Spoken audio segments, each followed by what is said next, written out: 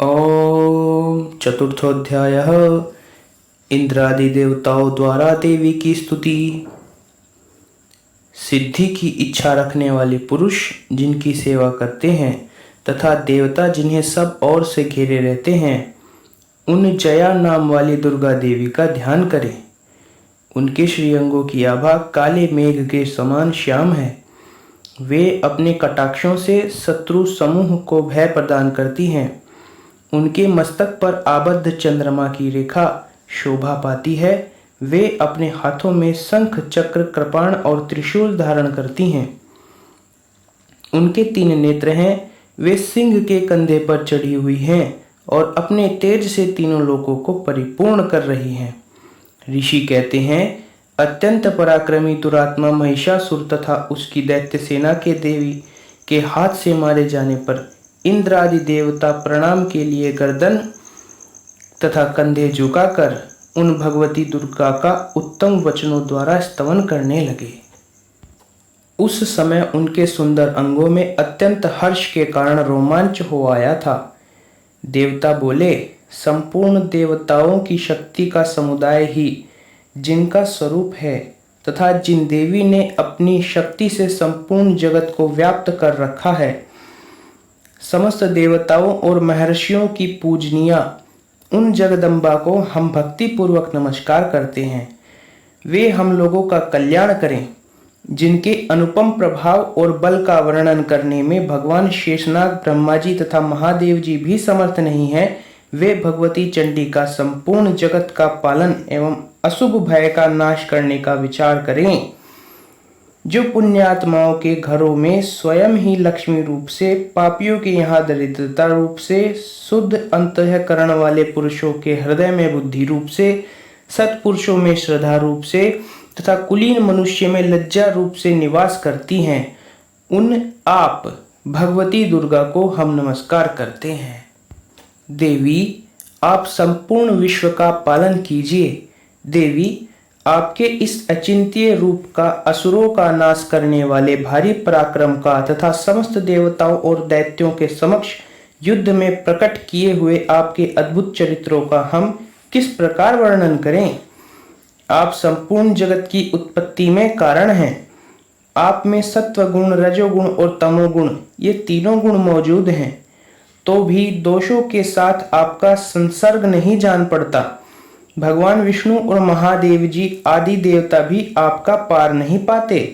आप ही सबका आश्रय हैं। यह समस्त जगत आपका अंशभूत है, क्योंकि आप सबकी आदिभूत अव्याकृता पराग प्रकृति हैं।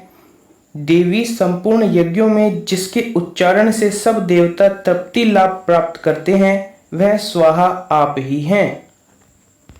इसके अतिरिक्त आप पितरों की भी तृप्ति का कारण हैं, अतएव सब लोग आपको स्वधा भी कहते हैं। देवी, जो मोक्ष की प्राप्ति का साधन है, अचिंत्य महाव्रत स्वरूपा है, समस्त दोषों से रहित, जितेंद्रिय तत्व को ही सार वस्तु मानने वाले तथा मोक्ष की अभिलाषा रखने वाले मुनिजन जिसका अभ्यास करते हैं, वह भगवती पराविद्या आप ही हैं। आप शब्द स्वरूपा हैं। अत्यंत निर्मल ऋग्वेद, यजुर्वेद तथा उद्गीत के मनोहर पदों के पाठ से युक्त सामवेद भी आधार आप ही हैं। आप देवी त्रयी, तीनों वेद और भगवती 6 ऐश्वर्यों से युक्त हैं। इस विश्व की उत्पत्ति एवं पालन के लिए आप ही वार्ता, खेती एवं आजीविका के रूप में प्रकट हुई हैं। आप संपूर्ण जगत की घोर पीड़ा का नाश करने वाली हैं। देवी, जिससे समस्त शास्त्रों के सार का ज्ञान होता है, वह मेधा शक्ति आप ही हैं। दुर्गम भवसागर से पार उतारने वाली नौका रूप दुर्गा देवी भी आप ही हैं। आपकी कहीं भी आसक्ति नहीं है।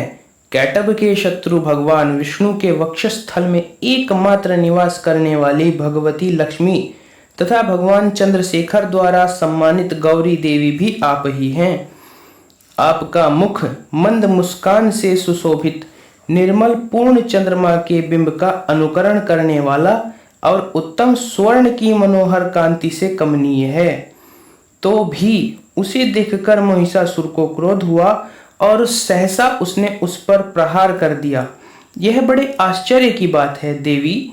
वही मुख जब क्रोध से युक्त होने पर उदय काल के चंद्रमा की भांति लाल और तनी हुई भौहें के कारण विकराल रूप हो उठा, तब उसे देखकर जो महिषासुर के प्राण तुरंत नहीं निकल गए, यह उससे भी बड़ा आश्चर्य की बात है। क्योंकि क्रोध में भरे हुए यमराज को देखकर भला कौन जीवित रह सकता है। देवी, आप प्रसन्न हो। परमात्मा स्वरूपा आपके प्रसन्न होने पर जगत का अभ्युदय होता है और क्रोध में भर जाने पर आप तत्काल ही कितने कुलों का सर्वनाश कर डालती हैं। यह बात अभी अनुभव में आई है, क्योंकि महिषासुर की यह विशाल सेना क्षण भर में आपके कोप से नष्ट हो गई। सदा अभ्युदय प्रदान करने वाली आप जिन पर प्रसन्न रहती हैं, वे ही देश में सम्मानित हैं। उन्हीं को धन और यश की प्राप्ति होती है। उन्हीं का धर्म कभी शिथिल नहीं होता तथा वे ही अपने हृष्ट पुष्ट स्त्री, पुत्र और भृत्यों के साथ धन्य माने जाते हैं। देवी, आपकी ही कृपा से पुण्यात्मा पुरुष प्रतिदिन अत्यंत श्रद्धा पूर्वक सदा सब प्रकार के धर्मानुकूल कर्म करता है और उसके प्रभाव से स्वर्गलोक में जाता है। इसलिए आप तीनों लोकों में निश्चय ही मनोवांछित फल देने वाली हैं। माँ दुर्गे, आप स्मरण करने पर सब प्राणियों का भय हर लेती हैं और स्वस्थ पुरुषों द्वारा चिंतन करने पर उन्हें परम कल्याणमयी बुद्धि प्रदान करती हैं।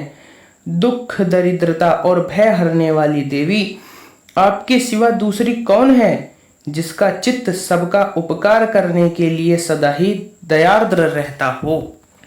देवी, इन राक्षसों के मारने से संसार को सुख मिले तथा ये राक्षस चिरकाल तक नरक में रहने के लिए भले ही पाप करते रहे हों, इस समय संग्राम में मृत्यु को प्राप्त होकर स्वर्गलोक में जाएं, निश्चय ही यही सोचकर आप शत्रुओं का वध करती हैं। आप शत्रुओं पर शस्त्रों का प्रहार क्यों करती हैं? समस्त असुरों को दृष्टिपात मात्र से ही भस्म क्यों नहीं कर देती? इसमें एक रहस्य है। ये शत्रु भी हमारे शस्त्रों से पवित्र होकर उत्तम लोकों में जाएं। इस प्रकार उनके प्रति भी आपका विचार अत्यंत उत्तम रहता है।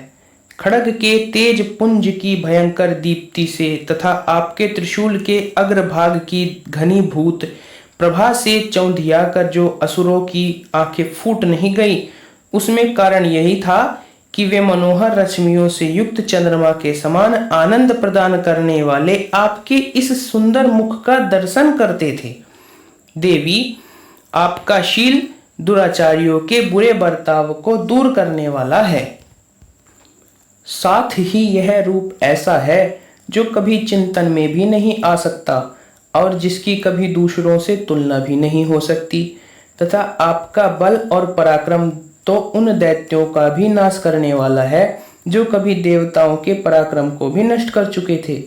इस प्रकार आपने शत्रुओं पर भी अपनी दया ही प्रकट की है। वरदायिनी देवी, आपके इस पराक्रम की किसके साथ भी तुलना हो सकती है? तथा शत्रुओं के भय देने वाले एवं अत्यंत मनोहर ऐसा रूप भी आपके सिवा और कहाँ है?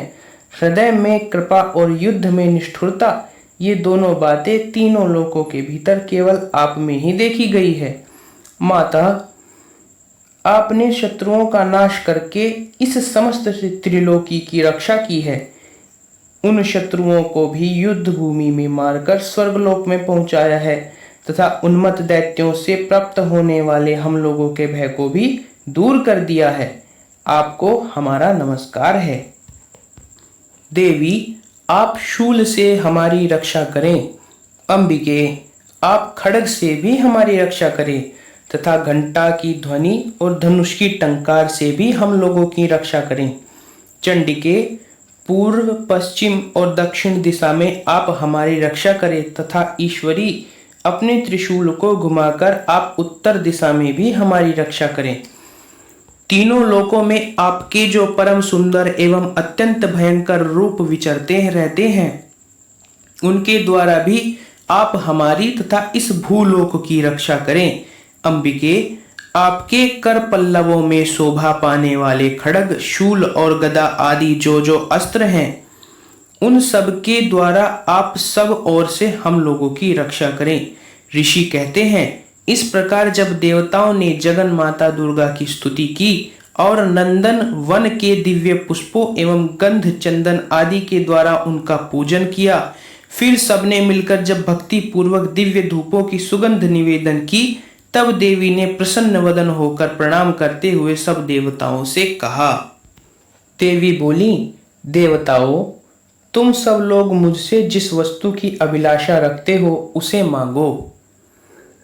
देवता बोले, भगवती ने हमारी सब इच्छा पूर्ण कर दी, अब कुछ भी बाकी नहीं है, क्योंकि हमारा यह शत्रु महिषासुर मारा गया। महेश्वरी, इतने पर भी यदि आप हमें और वर देना चाहती हैं तो हम जब जब आपका स्मरण करें तब तब आप दर्शन देकर हम लोगों के महान संकट दूर कर दिया करें, तथा प्रसन्नमुखी अंबिके, जो मनुष्य इन स्तोत्रों द्वारा आपकी स्तुति करे उसे वित्त, समृद्धि और वैभव देने के साथ ही उसकी धन और स्त्री आदि संपत्ति को भी बढ़ाने के लिए आप सदा हम पर प्रसन्न रहें।